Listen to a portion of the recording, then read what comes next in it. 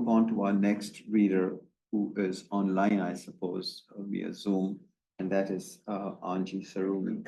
Angela, Anji, short Sarumi, is a business agility consultant, singer, and writer who seeks to illuminate the inner and outer ideas of the world through poetry. Anji is local to the Atlanta, Georgia area, and she too has organized 100,000 Poets for Change readings in past years. She has been published in Red Alder Review, Georgia Poetry Society, The Reach of Song 2022, After the Pause magazine, Georgia's Writers, Exit 271 Journal, and other publications. Anji, welcome. If you're there, please start your presentation. Thank you so much, Walkers. It's a pleasure to join you and Agnes Scott as you continue to hold space for Michael Rothenberg's vision for change through 100,000 Poets for Change. And so I'm honored to join you yet again for this celebration. This first group of poems are haikus that were inspired by the "And I Must Scream," the monstrous expression of our global crisis at the Carlos Museum 22 exhibit. I like to call them, again, my imperfect haikus, as I witnessed the both beautiful and haunting exhibit there. Mossy green tangle, my perception of the world, still murky with sand. Turtle tough skin protects me against tar ropes wave, pulling waste along with it. What is caught is stuck, tangled, struck by human ignorance. And the last one of this collection, Canaverous shell holds my need to battle fears of lack by the seashore. This next group of haikus are inspired by an artist by the name of Andy Goldsworthy, who is a UK-based sculptor, photographer, and environmentalist. And he produces site-specific sculptures and land art situated in natural and urban settings.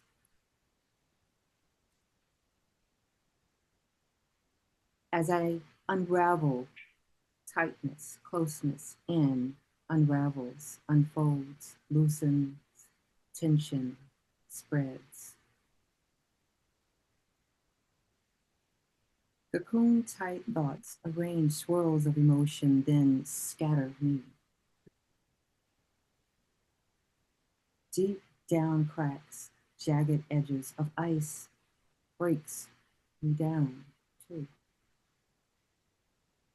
This next poem is about a neighborhood that actually I actually grew up in. And it talks about the events that affected many lives. And it's entitled On Dobson Avenue. Little Davy set his home on fire while looking for his shoes to go out and play. Little Davy searched everywhere and under the crib for his shoes. Searched under the crib where his little baby brother slept, little baby brother still, where his mother left him for a few hours to go to work.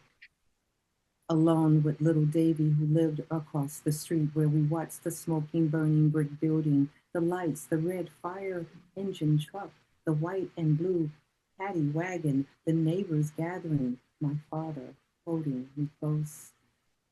As I pointed to the building where little Davy lived, who hit me with a rock above my eye just the week before. The scar remains today, just above my right eye, where we watched the fire hose water rushing into the basement window, white sulfur smoke billows easy from the Superior Match Company. Just a few feet behind where little Davy lived, where matchbook rejects could be found on the ground, where we watched his mother come home from work, the race of races to save a life, with wails and screams in unison with sirens. Just above the right eye, the scar remains today. And the next poem I'd like to share with you is about mental health, and it is dedicated to my oldest son and for all of those who suffer from mental illness, those who have loved ones that suffer from mental illness. 97 calls, mental health anguish, and epistle. I count at least 97 times you called in anguish, screaming out your need for help, but accepting none. I am forced to accept that I can provide none until you are ready. That's what they tell me. And so I lean on prayer and the support of our angels and ancestors and gods and spirit guides collectively to bring you light and a path forward from the darkness that causes you pain, me pain, while I stand on the other end of that tunnel you can't see through. 97 calls with my hand stretched out to you, wanting to grab and yank you through, shake you till you come to my senses of understanding. 97 calls. Should you want to live on and prime the pump of life to share your awesome gifts bestowed upon you even before birth, 97 or even more times my heart breaks into a million helpless pieces that may never match the number that your heart breaks a day. 97 times at least and counting. Thank you. Hi, everybody. Wakas had to step out for just a second. How's my volume, Kelly? Okay, good. My name is Leah. We're so glad you guys are here today, and I jumped on this opportunity to introduce the next poet because I have the privilege of being the faculty events and communications coordinator for the college, which means that I get to work with our amazing faculty like Professor Kwaja on putting together events like this. And I want to let you guys know that if you go to calendar.agnescott.edu and you click on, or you just Google Agnes Scott and click on our website, click on events on that website, almost all of our arts and cultural events here on this campus are free and open to the public. And we have lots and lots and lots of them. Everything from this amazing poetry event today to horticultural happy hours where you can learn about native plants, to free concerts, observatory open houses. So be sure to check out what we have going on. Okay, so our next poet is a student here at Agnes Scott. Zuri, are you? Oh, that's you. Okay, great. Zuri Consuela Harris is a chemistry major on the pre-med track at Agnes Scott College and is excited about any opportunity to share art in any form. This is the beauty of liberal arts, y'all. She considers herself to be a STEM girly with an affinity for the arts and a strong sense of social justice and community building. In her free time, she enjoys singing, writing, making art in various mediums, and hanging out with her friends. Her poetry has been previously published in Wikazi's Ubuntu magazine. Wikazi is Agnes Scott's Black Student Union, of which she is a proud member. So let's welcome Zuri Harris. Hello. How's the volume? Okay. As I was introduced earlier, my name is Zuri, and my poems, I'm doing 3 poems, and my poems are going to focus more on like inner peace and appreciating your surroundings and the people around you, and that sort of love. So my first poem is called A Portrait of Sunlight. The sunlight silhouettes your face, and my breath catches. Dear God, what art can render this image of you in all its glory? It truly intrigues me. How is it that a flaming ball in the sky can make you look so beautiful? It's inexplicable. It's incredible. It's Truly, oh, truly, one of the world's wonders. The moment ends. We've crossed into shadows again, but I remember. I understand, if just for an instant, how one can radiate divinity. There's a certain holiness in that beauty. For an instant, a glimpse of your soul was laid bare before the world, and I saw your portrait painted in sunlight. So these next two poems are kind of, they're related. The first one kind of segues into the second one. And something that I strongly believe in is that music and poetry are intertwined. I love music, I love to sing. So the second poem is going to be more of a poem song, as I like to call it.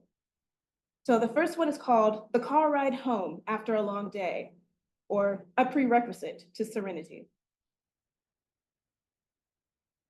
Would you look at the gorgeous setting sun? Do you hear the music playing? Somehow, it perfectly encapsulates the peaceable energy in the air. Take a breath. In, out. Watch radiant rainbows form between your lashes. Look at those brilliant hues. Feel the song simply stirring within you. Take another breath. In, out. Today was a good day. Today was a good day. So this next poem is called Serenity. The background hum thrums in symphony. The sun's rays give off a show solely meant for me. That's how I see it in my heart.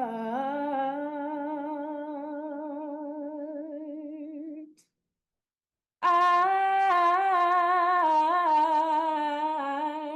feel my soul fly. Do you hear that melody? That is serenity. Thank you. You guys, are our students crushing it today or what? We just get another round of applause for our incredible students, this next generation of poets. Our next writer is another Agnes Scott student. Sarala? Sarala. I'm so sorry, you told me that earlier. Sarala John is a first year here at Agnes Scott, and I would like to state for the record that it's first year and not freshman, just everyone take note. A first year here at Agnes Scott. This poem she will read is written by her Gujarati American family friend based in Atlanta and taken from her book, For Daughters Who Walk Out Like Sons. It centers on the initial impression of the parable of the prodigal son from an Eastern perspective. Welcome. All right, hey there, everybody. So this is by Komal Matthew. I call her Komal Auntie. And this poem is called The First Time. It is directly taken from her own personal experiences with biblical passages, and in particular, the prodigal son. The first time I heard the story of the prodigal son, I was in college and always jealous. Imagining him in his father's robe and ring, eating all that calf. Dishonor is worse than death. I believe it because I'm Indian and hear so many stories about unkept marriages and children who leave their parents in homes where they don't serve Gujarati meals. My father still makes me promise to take care of him, even if I have a better choice. Even if the food is not that bad. This time, I hear the parable in my friend's living room, sitting on a couch cornered by her piano and fireplace. her father is describing love as if it were always a good thing. Thank you. Thank you. Thank you very much, Sarala, John.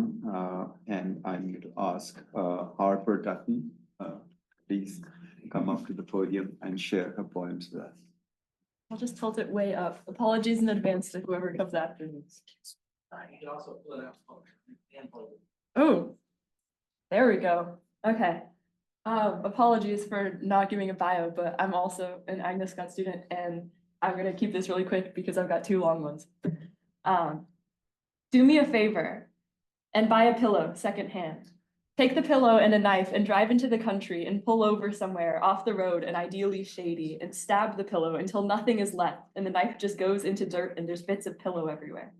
Take the knife home. And pick a cherry, unripe. Find this out by taking a small bite. Careful, experimental. Inside it is still red.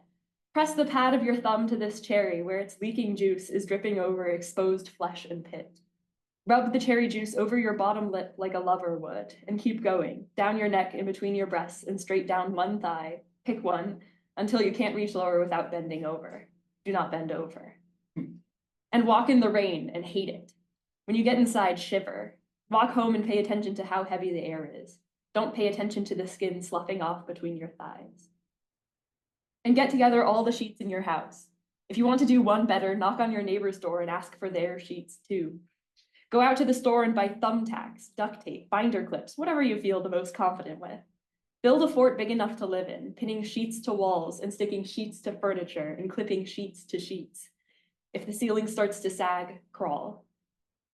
And crack your knuckles. If some of them don't pop, try again and again until they're sore. Don't just do this once, do this everywhere. The ride share you take from the grocery store, the front row of your 10 a.m. lecture, lying down with your head at the foot of your bed, facing the wall. Until none of your knuckles pop at all anymore, yielding with overuse. Soon you won't have to think about it. And dance, dance, dance! What are you still doing here? Get up! Dance with me. And nibble on a lemon peel for half an hour. It doesn't matter where it came from, the garnish of a drink or the grocery store or stolen from the tree on the corner. Feel your mouth as it starts soapy, grows bitter, eventually numb. Stick your tongue out, watch it prickling. And go to a store that sells clothes, one you haven't been to before. Shut your eyes as you walk through the aisles. If you bump into someone else, that's their problem. Feel each piece of clothing on the rack with only your fingertips, but carefully. Really take your time. Before you leave, decide on a favorite type of cloth. And look at your belly button. Resolve yourself to explore it more. Before you go to bed, lie on your back with one finger pressed into your belly button.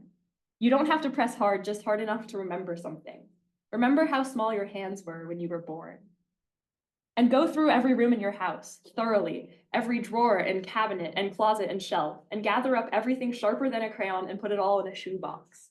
If you have too much stuff to close the shoebox, decide what to get rid of. Don't throw it out, give it away. And hum into a box fan. Listen to how it hums back. Write down what it's trying to tell you, but don't look at the paper until you're done writing. And listen to the entire discography of Crosby, Stills, Nash & Young under one too many blankets. And hold your own hand. And try to be grateful at least once a day for opposable thumbs. And do not ever, ever go through your phone's autocorrect settings and try to fix them. In fact, throw your phone in a river. If you don't have a river, put it in a puddle. Put it in the bathroom sink, and then climb on the bathroom counter to stomp on it. And then look in the mirror. Kiss your own lips. Kiss your reflection and fall in love with her. Kiss her until she kisses back. Kiss her still, past that point, until you can't tell where you end and she begins. Merge, meld. Let her embrace you too tight. Her nails will dig into your back. Let her. You have the same heartbeat, but 2 different pulses. You are conjoined navel to navel. Do not ever, ever pry her from you. Kiss until there is nothing left. Dance, dance, dance. So that's my first one. And then my second one is perhaps more relevant coming after this crazy weather. But I'm from Central California and we get 2 inches of rain on a good year. So I'm not used to all this. But it's always raining somewhere in the desert somehow, the desert both greener and browner than home. Powdered sugar cloud tops sticking out as if outlined against smudgy, smeary cumulo wispies, giant and towering behind. The bottoms of the front ones blur into the ones behind, but you can see the flat bottoms of the front ones if you try to look through them, past those clouds, to the sky behind it all. You can see the flat bottoms of those puffy, sugary clouds, and you can see the drippy, blurry, smudgy rain lines like tufts obscuring those flat bottoms. Blue, blue sky, my favorite blue. Dark blue in daytime, meaning clean air filtered through tinted backseat windows, making it even more saturated. This is the kind of landscape that doesn't photograph well. Nothing photographs well anymore. Lenses making things look smaller than they are and more far away. It's always raining here too, somehow, or it feels that way. The air a thick slurry to slide through, collapsible. Shiplap brick and shingles weathered as if with sandpaper, as if somebody goes through with sandpaper in the night and rubs them, the buildings and the people. The people sit on porches, rocking back and forth, fast, high, surely straining joints. The porches are careworn and weather-beaten, rubbed by toes or made threadbare by shuffling shoes, or sanded by the sander, the night sander with his paper you don't see. Wheezing horns rattle windows, their perfunctory announcement unnecessary as the train crosses empty intersections. I'm here, I'm here. The greasy, oily air must lubricate the tracks. How else could these wheels be turning so fast? And metal on metal doesn't screech so much as project, erupt. Incorrigible, and you are powerless. We are all powerless, except to wake up confounded, covering ears. Billboards when you're driving at home read, "Pray for rain," as if that will be any more productive than their neighbors' belligerent claims about dumping our allotments into rivers rather than irrigation canals. And the cars all ooze, a grease almost ectoplasmic, trailing behind them motor oil and failure to launch, and small town syndrome, and generations on generations, drip, drip, drip. Wipe this grease on your jeans and wipe this sweat from your brow. Go out into your field and fill your bowl. If you grow corn, fill it with only corn, kernels and hair and husk. And if you grow oranges, fill it with only oranges, pith and seed and juice. And if you grow almonds, fill it with all the water that almonds are supposed to waste. And no matter what you grow, go out into your field and fill your bowl with dust, moisten your lip with oil and grease. It is hot, hot, hot, and it is December or July, and it is bright, bright out, and you wheeze, sounding like you carry freight all day and all night. Look at the spot on your knee where denim threatens to give way, the woven lattice a little too visible, and think about how fabric is made, whether its maker is just like yours. Thank you. Yeah, thank you for those delightful poems, really delightful poems. Wonderful to have that sparkle here as well.